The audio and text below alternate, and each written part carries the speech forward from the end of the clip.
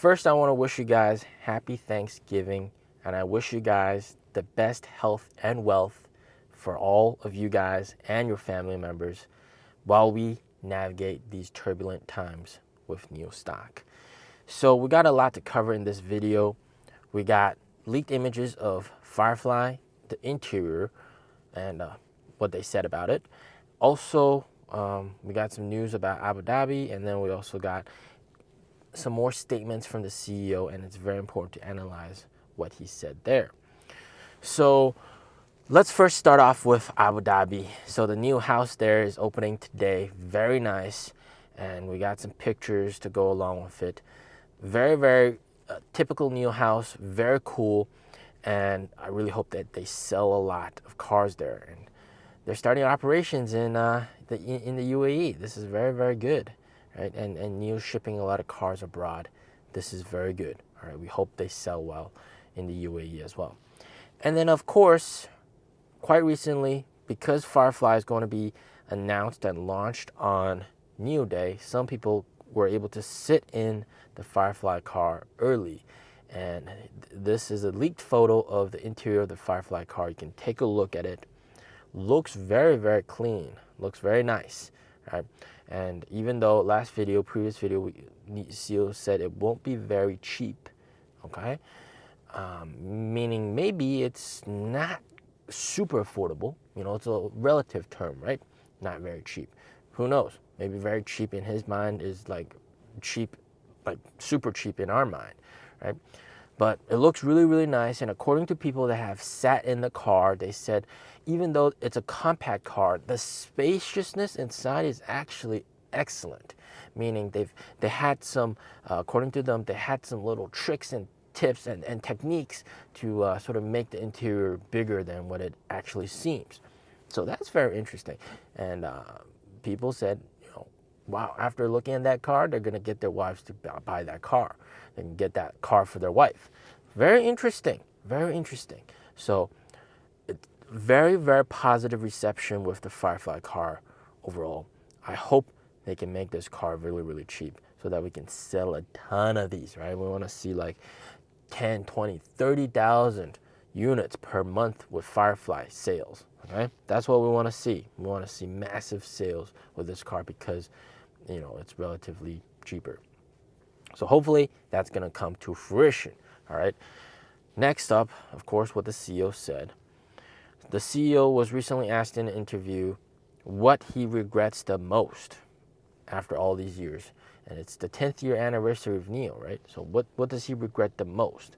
And he even joked saying, you know, some colleagues might have said, hey, William, you probably regretted not going into the EREV route, right? Like Li Auto did, EREVs. But he said the thing he regrets the most is not spending more on battery swap stations, right? Yeah, he wished that he spent more on battery swap stations to deploy more stations. Back in 2021, 2022, he said he should have, you know, set the target of 2,000 stations per year, so that now they're looking at maybe like 5,000 to 10,000 swap stations, and that's just a completely different story.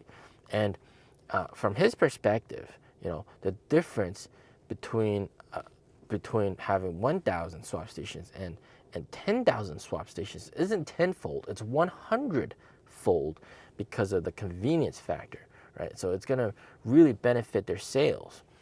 And he did address the fact that, you know, yes, that means they're going to spend a ton of money. They're going to spend a lot of money. But he said the other way to think about it is that if you built EREV cars, just the generator itself, right, and say you sell 1 million units, that will come out, right, all the cost of all the generators combined will be about $3 billion. So, you know, we can spend $3 billion on swap stations, or we can spend $3 billion on in-car generators. So he said, in his opinion, it's just how you look at things, right? It's your perspective of things. Just yesterday, a colleague of ours asked me, Bing, looking back, is there anything in your past that you regret? I guess he wanted to ask me, Bing, if you could go back, would you do range extension? I said I regret something. What do I regret? I should have deployed more battery swap stations. For example, in 2021, I should have deployed 2,000 swap stations. I should have started from 2022, 2023, deploying 2,000 swap stations every year. Now I have 10,000 swap stations. 10,000 stations cost quite a bit. You might spend 2 or 3 billion. Large-scale deployment might cost less, but don't forget 1 million range extenders. For larger car range extender systems, it also needs 2 to 3 billion. So it depends on how everyone views this matter. When it comes to battery swapping, the network effect is huge. 1,000, 2,000, 5,000, or 10,000 swap stations don't scale linearly in impact. 1,000 versus 10,000 stations isn't just 100x more convenient. What do 10,000 battery swap stations mean? 10,000 stations means 5 stations per route. This changes the logic completely. Why focus on widespread coverage? At 5,000 stations, user behavior will change significantly. But here's my perspective on this, right? With the generator, the customers are paying the price for that generator. With swap stations, NIO is paying the price for the swap stations, right? Or by proxy, shareholders are paying the price. That's the difference. If it's a generator, right, it's extra revenue. It's revenue. With swap stations, NIO has to spend the money, right? So, and from a cash flow perspective, it's kind of, you definitely want to have revenue instead of expenses. But I get his point.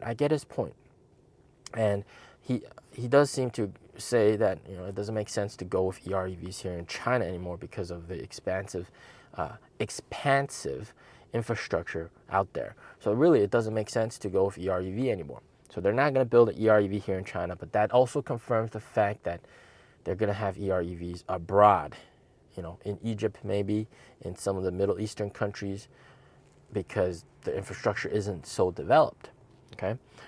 But another interesting takeaway from that interview is the fact that he said, right now, they're cautiously spending money. The things that they got to spend money on, they're going to go ham and spend money on, like the necessary spending. But the places where they can save money and totally unnecessary to spend money, they're going to try to save money. And it's very apparent over the years that these recent years, they've pulled back some of the freebies, a lot of the stuff like free repairs and that kind of stuff, and compensating you with NIO points if it takes too long for NIO to repair the car. I mean, like, yeah, of course that's going to generate losses for them, right? I crashed a car, it's in the repair shop, it's being repaired for free, and you give me points, right, worth like, money as well. Basically, you're paying me because it's taking you too long to fix the car. What the hell, right? So of course they got rid of that. And NIO's always been very nice. They're very generous, and the whole point of that was so that if you don't want a loaned car, then you get compensated for every day that you don't have your car with NIO points. So that was the logic behind that. But it seems like they're still going to go ham on spending, but they're also going to try very hard to save money. And it's very apparent that they're going to go ham on swap stations, build as many as they can. But keep in mind that even though they're going to build a ton of swap stations, even more swap stations, they're actually going to be franchise stations, a lot of franchise stations. So that kind of, calms my nerves a little bit because, if they set a target, we're going to deploy 5,000 swap stations in the next 2 years, man, I'd be really worried about how much money they got to spend. But they're getting a lot of business partners franchising in to put up the money for those swap stations. So that's good. That's good. All right. Wish you guys happy Thanksgiving. All right. As always, stay safe, stay healthy. Peace out.